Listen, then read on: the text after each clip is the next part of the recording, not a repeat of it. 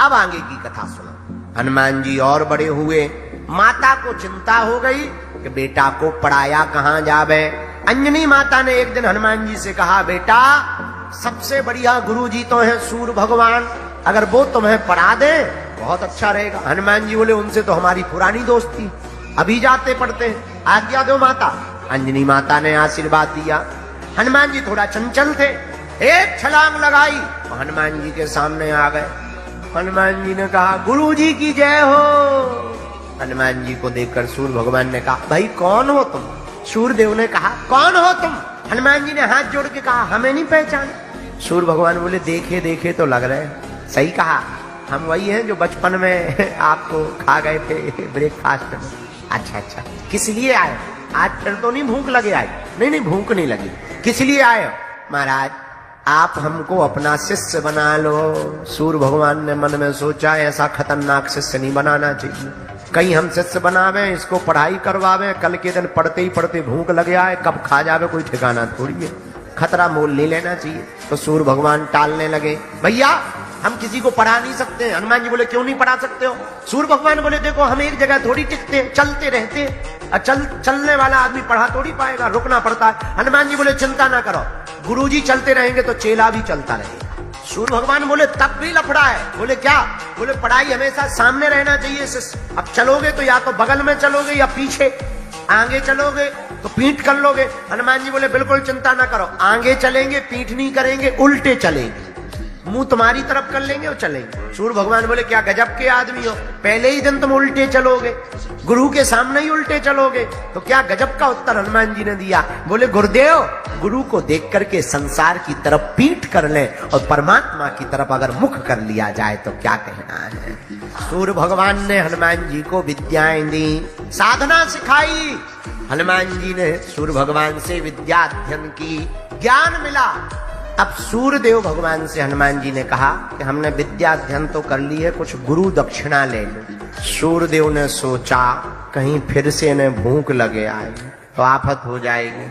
हनुमान जी से बोले, दक्षिणा में कुछ नहीं चाहिए, एक वचन दे दो। बोले क्या? सूर्य ने कहा हनुमान जी से, हमें तुमसे कुछ भी नहीं चाहिए, पर एक वचन हमें आप दे दो तो हमें प्रसन्नता होगी। हनुमान जी बोले, कौन सा वचन?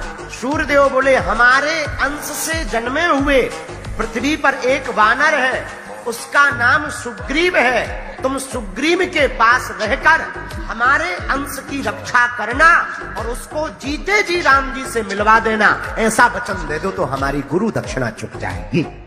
हनुमान जी ने अपने गुरुदेव श्री सूर्यदेव भगवान को प्रणाम करके कहा, हम वचन देते हैं आपके अंश से उत्पन्न सुग्रीव की हम रक्षा करेंगे, राम जी से मिलवा करके ही रहेंगे।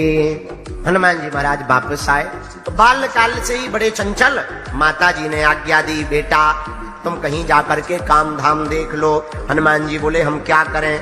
तब श्री केसरी जी यानी हनुमान जी के पिताजी ने कहा, हमारी मित्रता है बाली और सुग्रीव दोनों से, कुछ दिन वहां रह करके कुछ सीखो, कुछ बनो। तो हनुमान जी को गुरु जी की बात याद आ गई। पिताजी को कहा कि हमको सुग्रीव जी के यहाँ रहना है। तो श्री हनुमान जी के पिताजी केसरी जी ने सुग्रीव जी से चर्चा की कि हम अपने बालक को आपके यहाँ सेवा में रखवाना चाहते हैं। हनुमान जी महाराज सुग्रीव जी के यहाँ पर सेवा में रह गए और सेवा में बन क्या गए? सुग्रीव जी ने हनुमान जी को मंत्री बना लिया। क्या बना लिया? पहले बाली और सुग्रीव दोनों साथ ही रहते थे, लेकिन एक घटना घट गई। मैं दानव नाम का दानव आया, बाली को ललकारने लगा। बाली पीछे पीछे एक गुफा में उसको पीटने के लिए, मारने के लिए चले गए, लेकिन वह दानव बड़ा मायावी था। तो बाली ने अंदर जाते जाते अपने भाई सुग्रीव से कहा, सुनो हम अंदर जा रहे, एक महीना एक पक्ष तक तुम हमारा इंतजार करना, तो एक पक्ष में अगर हम लौट करना आए तो समझना हमारा शरीर पूरा हो गया, तो तुम गुफा को बंद कर देना या यहाँ से भाग जाना। ऐसा कह के बाली अंदर चला गया। एक पक्ष पूरा हो गया, खून की धार भयंकर बहने लगी।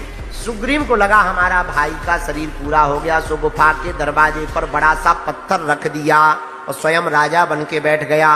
परंतु वो राक्षस तो बड़ा मायावी था, बाली मरा नहीं था। मैं दानव मरा हुआ था। जब बाली ने दरवाजे पर आकर देखा, बहुत दिनों से भूखा था बाली, और दरवाजे पर पत्थर देखा तो बड़ा क्रोधित हुआ। जैसे तैसे करके पत्थर को हटा करके आया और सुग्रीव से नाराज हो गया और पीटने के लिए दौड़ पड़ा। और बाली को ये वरदान था कि जो भी उसके सामने जाएगा उसका आधा बल बाली में आ जाएगा। अब सुग्रीव जी मरने से बचने के लिए भागे, हनुमान जी को साथ में ले लिया कि तुम हमारी रक्षा करो। तो ऋष्यमुख पर्वत पर बाली को आने में श्राप था, तो ऋष्यमुख के पर्वत के ऊपर सुग्रीव जी रहने लगे और साथ में हनुमान जी रक्षा में रहने लगे। यही हनुमान जी सुग्रीव जी के साथ सेवा करने लगे। बोलो रामचंद्र भगवान की जय। यहीं पर राम जी से मिलन होता है, पर ये दोबारा मिलन है। बाल्यकाल में भी राम जी से हनुमान जी का मिलन होता है। कब? जब राम अवतार हुआ। अयोध्या में प्रभु श्री राम रघुनाथ जी दशरथ नंदन बनकर के मां कौशल्या की कोख से प्रकट भये। भगवान कभी जन्म नहीं लेते, भगवान प्रकट होते हैं। भगवान प्रकट भये, बहुत दिन बीत गए। शंकर जी को दर्शन तो हुए पर थोड़े हुए। तो भोले बाबा का मन सदा दर्शन करने का रहता है। अब ज्यादा देर तक दर्शन करना है तो करें क्या? भोले बाबा ने एक उपाय सोचा बहुत दिन बाद। अब भोले बाबा ने सोचा कि राम जी के बहुत देर तक दर्शन करने हैं तो क्या किया जाए। हनुमान जी को बुलाया, स्वयं बन गए मदारी और हनुमान जी के गले में एक रस्सी डाली। वानराकार रूप में श्री भगवान हनुमान जी महाराज को लेकर के भोले बाबा गए। डमरू बजाते हुए अयोध्या की गलियों में खेल दिखाने लगे। अब हनुमान जी भी बड़े खुश, हमको प्रभु के दर्शन मिलेंगे।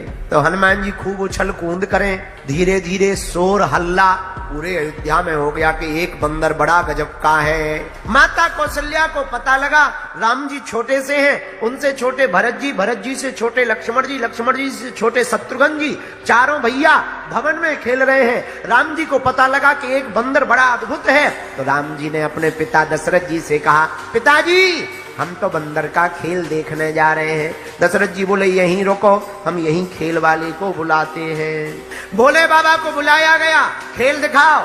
जैसे ही हनुमान जी ने देखा राम जी को, आहा, प्रभु पहचान गए।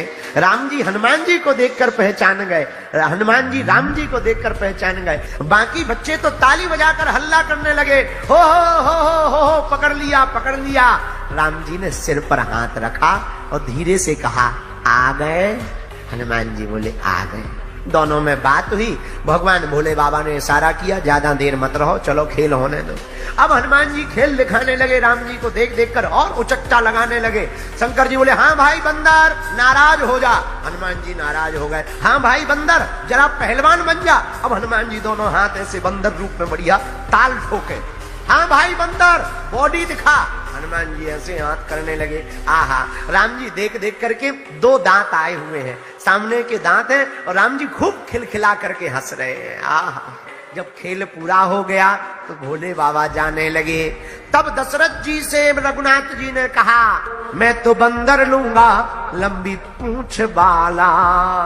दशरथ जी बोले, क्या बात है, क्यों रो रहे? पिताजी हमको ये बंदर खरीदना है। दशरथ जी बोले, दूसरा दिला देंगे, बात टाली, बच्चे हैं, इन्हें क्या समझ में, हम दूसरा दिला देंगे। राम जी बोले, हमें दूसरा नहीं चाहिए, मैं तो बंदर लूंगा लंबी पूंछ वाला। मचल गए। जब मचल गए तो दशरथ जी ने कहा शंकर जी से, जो मदारी ए भैया मदारी, क्या बंदर बेचोगे? भोले बाबा बोले, हम बेचने वाला बंदर नहीं देते हैं, ये बेचने वाला बंदर नहीं, ये हमारी रोजी रोटी चलाता है, इसी से हमारा पेट चलता है। तो राजा दशरथ जी ने कहा, खूब पैसा ले लो, 8-10 बंदर और तुम इसमें खरीद लोगे, पर ये वाला बंदर हमारे बालक को दे दो। भोले बाबा बोले, नहीं ऐसा नहीं हो सकता महाराज, एक ही बंदर है और कोई बंदर भी नहीं है, आज से ही रोजी रोटी हमारी बंद हो जाएगी। पर राम जी ने आंखों ही आंखों में कहा, बात मत बिगाड़ो महाराज, हाँ कह दो, जैसा भी है हाँ कह दो। तब भोले बाबा ने कहा कि हमको कोई मेहनताना नहीं चाहिए, हम जब भी आते जाते रहे तो बंदर से, और बंदर जो खरीदने वाले हैं रघुनाथ जी, इनसे मिलते रहे, ऐसा वचन दे दो। इतने में